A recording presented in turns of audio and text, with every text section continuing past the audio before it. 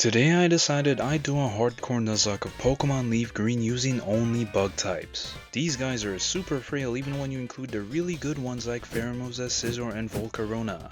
They do have some niche qualities that make them viable in certain scenarios, but they definitely don't get as much time in the spotlight compared to other types. Nevertheless, they are one of my absolute favorite types because how could I say no to a face like this?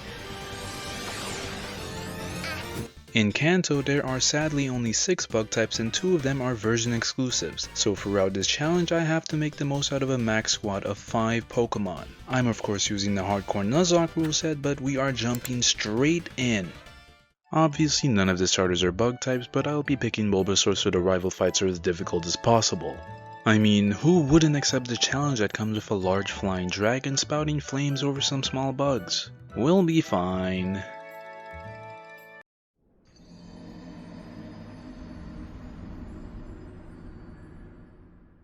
Okay, that was merely a fluke and it doesn't matter. I can't lose if I have nothing to start with anyway.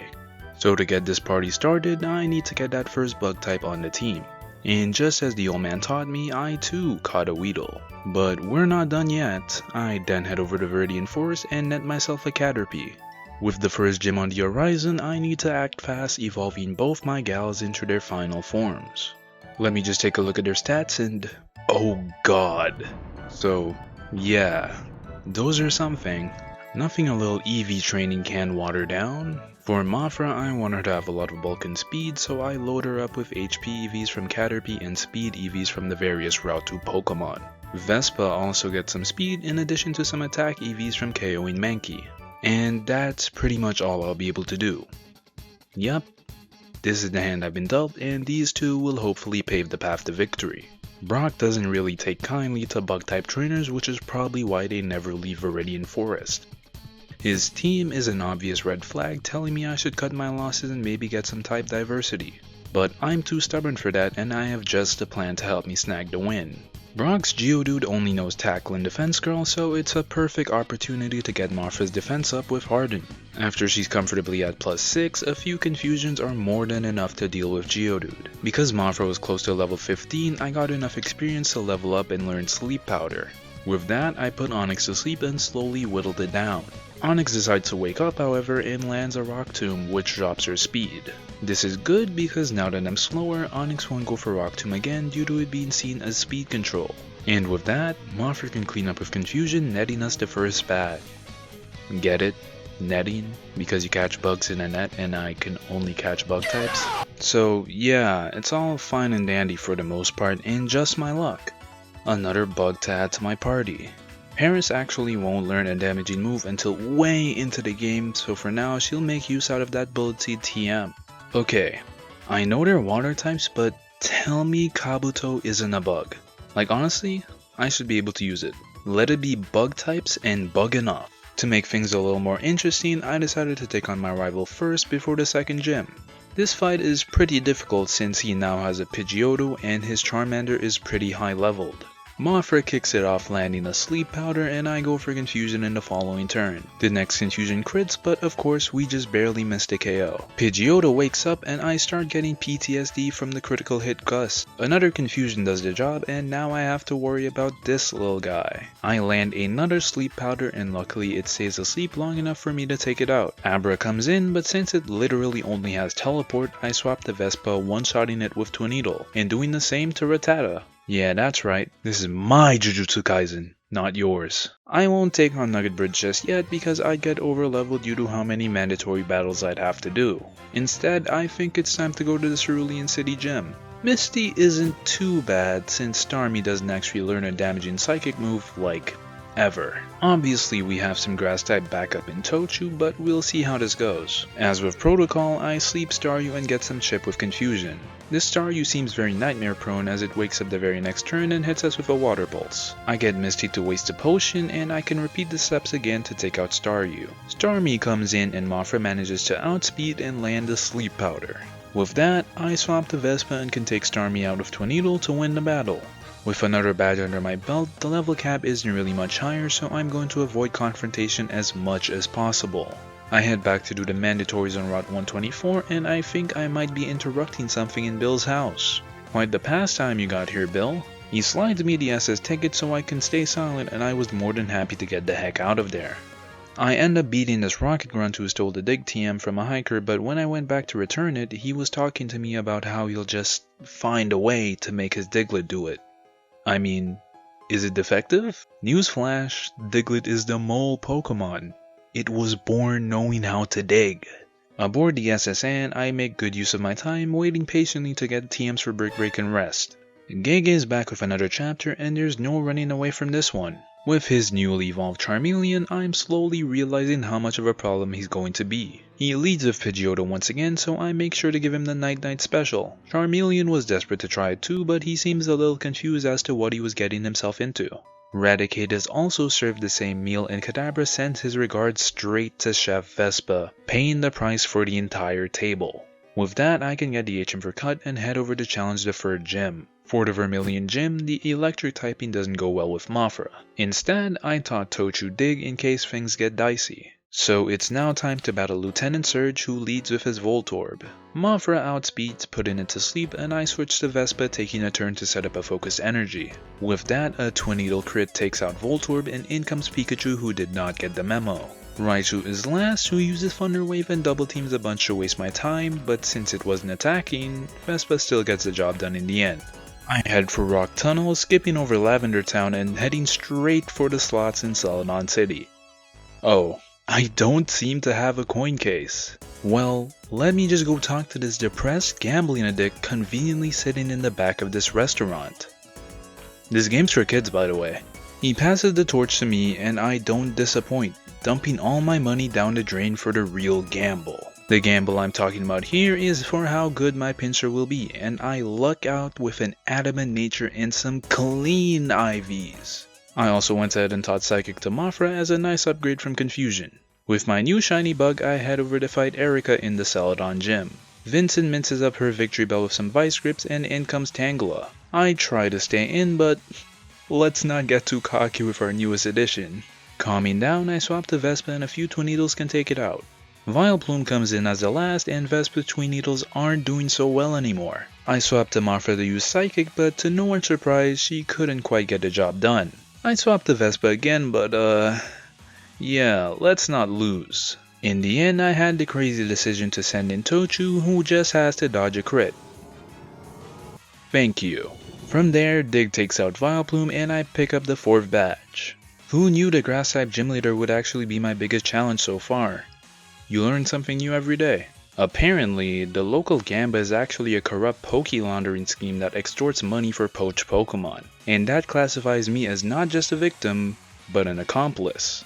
I angrily storm over to Giovanni for some negotiations pertaining to his business, but I quickly realize that if he goes down, I'm going down with him. I guess the game corner is gonna be here for quite a while. With my newly obtained bribe, Sylph Scope, I head over to the Pokemon Tower. Gege is here, probably laughing at his handiwork, so yeah. With Gege gone, I just have to put Mamawack back to sleep and banish Team Rocket from the tower. Mr. Fuji gives me the Pokeflute, which is whatever. Not that I can use Snorlax or anything, but since I can only use Bug-type Pokemon, I won't be able to catch enough for the item finder. Thus, I can't get the leftovers in the spot you would find Snorlax. It's whatever. I didn't want it anyways. To cheer myself up, I went to find my final team member, Venonat. It takes a while, but soon enough Persim joins the crew and yeah. The Safari Zone is always home to some pretty rare Pokemon, which you can't really find anywhere else in Kanto, like Dratini, Kangaskhan, Tauros, Cypher, and Pinsir. So, where did they come from? Most can already be found around the region, but who knows about these guys? Like, are Dratini imported from Paldea and Alola? While I'm there, I catch Bug-Eater the Dodo so that it can fly. And I also try to decide which gym I'm going to first. With only 5 Pokemon, I think I'm going to have to be drastically underleveled for the first of the 2 options, so I'll go with the easiest one, Koga. His team isn't all that bad, but I definitely have some unfinished beef with coughing. I quickly start the battle the only way I know how, Covert Ops. I incapacitate the coughing and paralyze the incoming Muk to slow it down. Psybeam also confused it, so it doesn't take long for Persim to pick up his second kill. Psybeam handles the second coughing and I use Supersonic on the wheezing and switch to Mafra. Koga uses a full heal, which I didn't even know we could do, but it doesn't mean anything if I can just use sleep powder.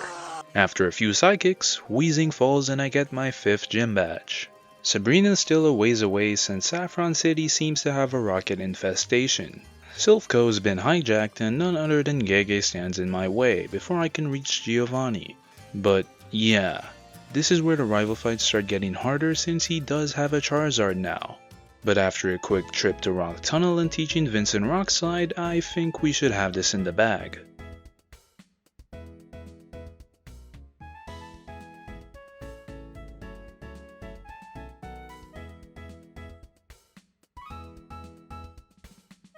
Giovanni seems rather eager to talk to me, probably because he doesn't want me routing out his little scheme over in Celadon, but after a short battle he takes his leave.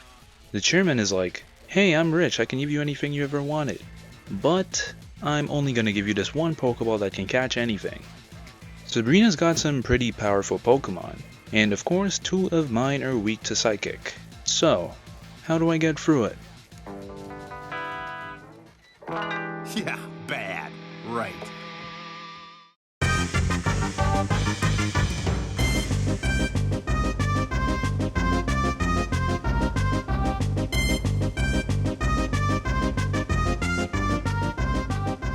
So, yeah, 6 badges. With that, I feel like it's time for a bit of housekeeping. Scattered around Kanto, there are a few Pokemon who hold damage boosting items. With the move Thief, you can kindly ask of them to part ways with what they're holding.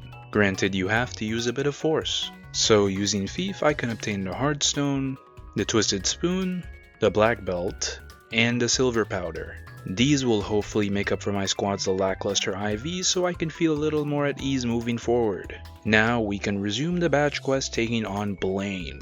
Blaine is the worst challenge yet. Each one of his mons has Fire Blast and that's just like a guaranteed nuke dropping on my Pokemon.